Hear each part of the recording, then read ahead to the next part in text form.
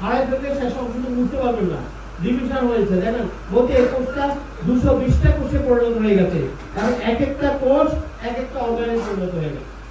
বিজ্ঞান বলছে আপনার দেহে 220টি অর্গান আছে, আর 220টি অর্গান 220টি কোষ থেকে তৈরি হয়েছে। আর 220টি কোষ কোথা থেকে তৈরি হয়েছে? জাইগোট থেকে। ধরে একটা কোষ থেকে তৈরি হয়েছে।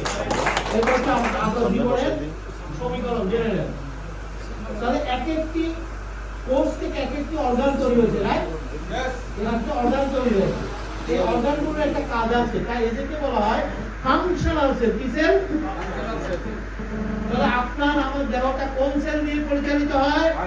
ফাংশনাল। হার্ট কোন সেল? ফাংশনাল। কিডনি কোন সেল? ফাংশনাল। লিভার কোন সেল? ফাংশনাল। আই কোন সেল? অল আর ফাংশনাল সেল। আর ফাংশনাল সেলগুলো কোথা থেকে তৈরি হয়েছে? প্রথম স্টেম সেল, তারপরে জাইগোট। প্রথমে কি? প্রথমে জাইগোট, তারপরে কি? স্টেম সেল, তারপরে ফাংশনাল সেল। ঠিক আছে? তাহলে আমাদের সমস্ত